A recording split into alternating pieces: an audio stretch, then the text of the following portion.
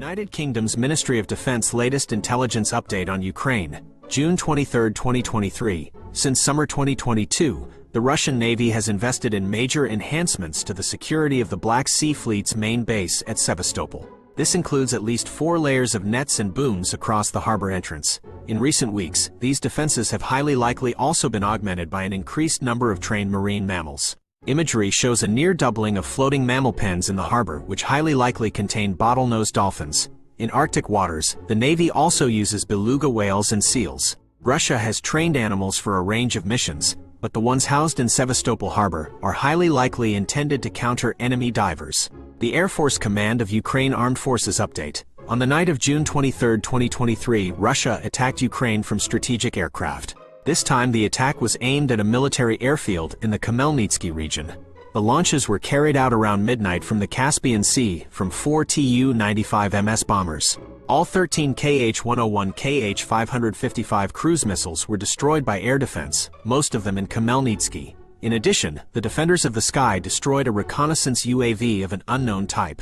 On June 23, around 5 a.m., an anti-aircraft missile unit of the Air Force destroyed an enemy Ka-52 attack helicopter in the Donetsk direction. The Institute for the Study of War Russian Offensive Campaign Assessment. Wagner Group financier Yevgeny Prigozhin appears to have launched an armed rebellion on June 23 to force a leadership change within the Russian Ministry of Defense, which is unlikely to succeed. Prigozhin amplified a video from a Wagner-affiliated Telegram channel on June 23, which reportedly shows the aftermath of a missile strike on a rear area Wagner camp, and accused the Russian Ministry of Defense of conducting that strike.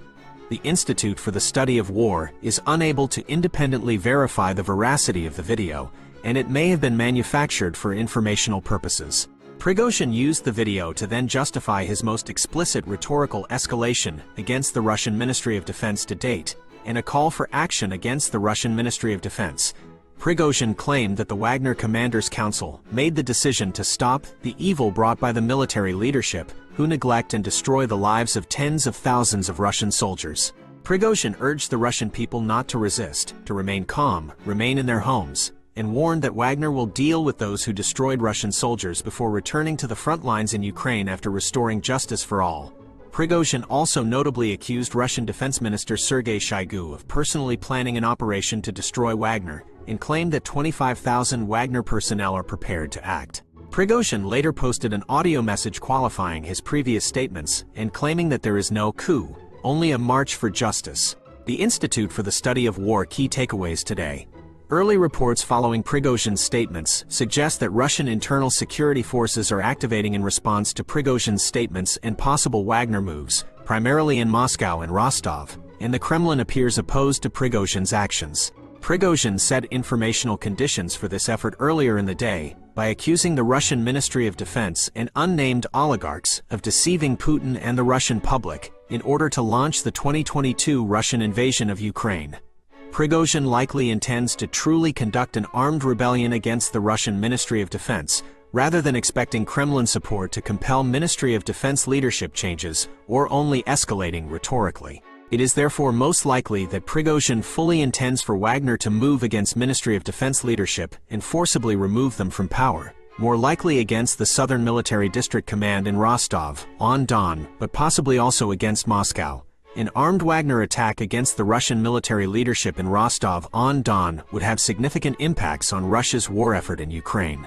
Prigozhin's apparent start of an armed rebellion is the culmination of his campaign to retain control over his military forces, and he likely views the rebellion as an existential survival effort.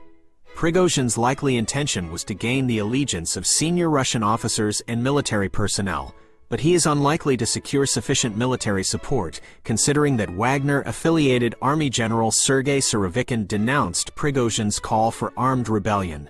Even if the Wagner Group can credibly threaten the Ministry of Defense, Putin is incredibly unlikely to acquiesce to a successful effort by Prigozhin to topple the Ministry of Defense. Ukrainian forces conducted counter-offensive operations on at least 2 sectors of the front on June 23.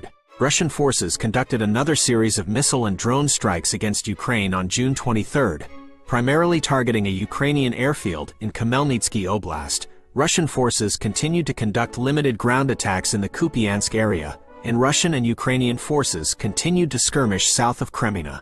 Russian forces did not conduct any confirmed ground attacks in the Bakhmut area.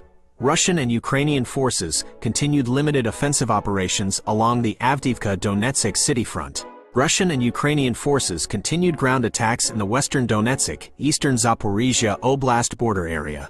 Ukrainian forces continued counter-offensive operations in western Zaporizhia Oblast. Russian federal subjects and the Wagner Group continue efforts to conceal the true scale of Russian and Wagner losses in Ukraine.